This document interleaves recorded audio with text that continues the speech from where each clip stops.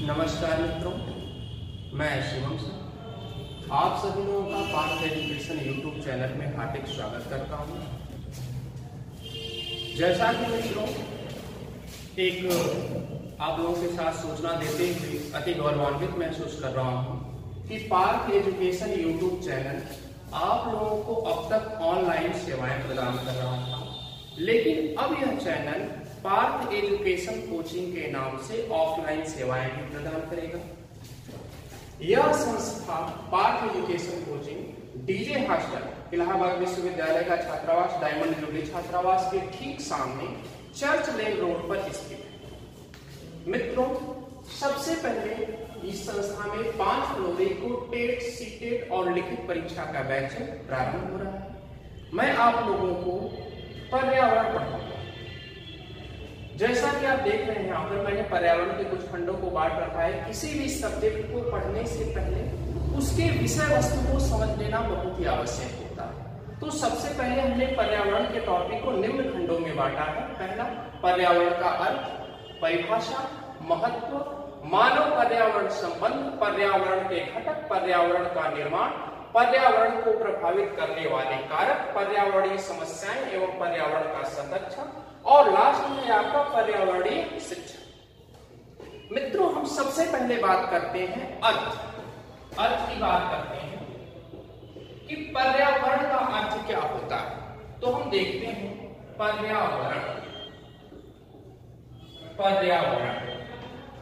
पर्यावरण शब्द 2 शब्दों के संयोग से बना है, परिधन आवरण। इसमें परि का अर्थ होता है चारों तरफ से। इसमें परि का अर्थ है चारों तरफ से और आवरण का अर्थ है ढका हुआ, यानी इस प्रकार पर्यावरण का अर्थ हुआ चारों तरफ से ढका हुआ। अब मित्रों सवाल उठता है कि कौन किससे ढका है। तो जिसका उत्तर होता है कि समस्त जैविक घटक अपने अजैविक घटकों से ढके हुए हैं। जैविक घटक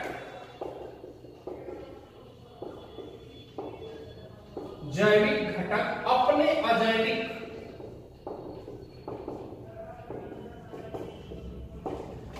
अजैविक घटक से ढके हुए हैं। जैसा कि आप जानते हैं कि जैविक घटकों में पादप, मनुष्य, जीव जंतुओं को शामिल किया जाता है और अजैविक घटकों में मुख्य रूप से वायु और जल को शामिल किया जाता है। यह तो रहा आपका पर्यावरण का अर्थ कि चारों तरफ से ढका हुआ। अब हम बात करते हैं परिभाषा। पहली परिभाषा कि पर्यावरण जैविक एवं अजैविक घटकों का अध्ययन करता है।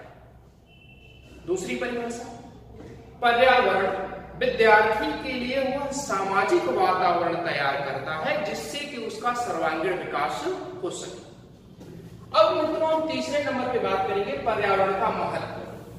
पर्यावरण के तो वैसे बहुत महत्व है, लेकिन 1-2 महत्व अब आपको बता रहे हैं कि पर्यावरण के द्वारा मनुष्य को स्वस्थ वातावरण मिलता है। और जैसा कि आप सभी लोग जानते हैं, कहा जाता है कि एक स्वस्थ शरीर में स्वस्थ मस्तिष्क का निर्माण होता है। यहाँ पर हम आपसे कुछ कहना चाहेंगे कि यदि आपका मस्तिष्क और आपका शरीर स्वस्थ तभी रहेगा जब आपका पर्यावरण स्वस्थ हो। अब अगले नंबर पे हम बात करते हैं मानव पर्यावरण संबंध कि मनुष्य का पर्यावरण का साथ संबंध कैसा है। ये बड़ा ही इंपॉर्टेंट पार्ट है जिसको आपको समझना चाहिए कि मानव पर्यावरण संबंध क्या है। मानव पर्यावरण संबंध, यदि हम बात करते हैं औद्योगिक युग से पहले की बात करें, यानी हम ये बात करते हैं जब हमारी मानव सभ्यता संस्कृति की शुरुआत हुई थी, तो उस समय मनुष्य और पर्यावरण के बीच में जो संबंध था वह था पाता और दाता। मैंने बताया उस समय मनुष्य और पर्यावरण के बीच में जो संबंध था वह था पाता और दाता। पाता से तात्पर्य क्या था कि मनुष्य जो था वह पर्यावरण से प्राप्त करता था और दाता से तात्पर्य है कि पर्यावरण को क्या करता था, प्रदान करता था। पाता, एक छोटे से उदाहरण के द्वारा इस बात को हम आपको बताना चाहेंगे कि जैसे मनुष्य ने पर्यावरण से आम प्राप्त किया, आम के वृक्ष से उसने आम प्राप्त किया और आम को खाया, यानी पर्यावरण से उसने क्या प्राप्त किया, आम। अब पर्यावरण को कैसे प्रदान करेगा कि यदि वही आम की गुठलियों को वह जमीन में दबा देता था और उसके बाद एक नया आम का वृक्ष तैयार हो जाता था। यानी जो उस समय जो मनुष्य का जो पर्यावरण के साथ संबंध बना वह पाता और दाता के रूप में था। लेकिन जब औद्योगिक युग शुरू हुआ तो यह संबंध समाप्त हो गया। अब जो मनुष्य का पर्यावरण के साथ संबंध है वह है सिर्फ और सिर्फ पाता और विनाशकारी। यानी हम आज भी पर्यावरण से तो बहुत कुछ प्राप्त कर रहे हैं, लेकिन क्या हम पर्यावरण का संवर्धन कर रहे हैं? नहीं। यानी अब जो मनुष्य के साथ पर्यावरण का संबंध हो गया है पाता और विनाश का। अगले नंबर में हम मित्रों बात आपसे करेंगे पर्यावरण के घटक। पर्यावरण के घटक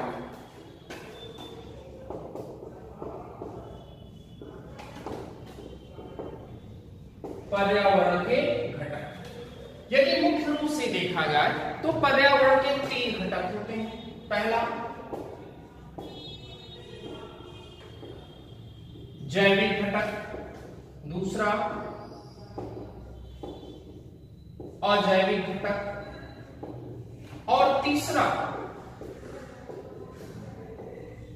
ऊर्जा घटक।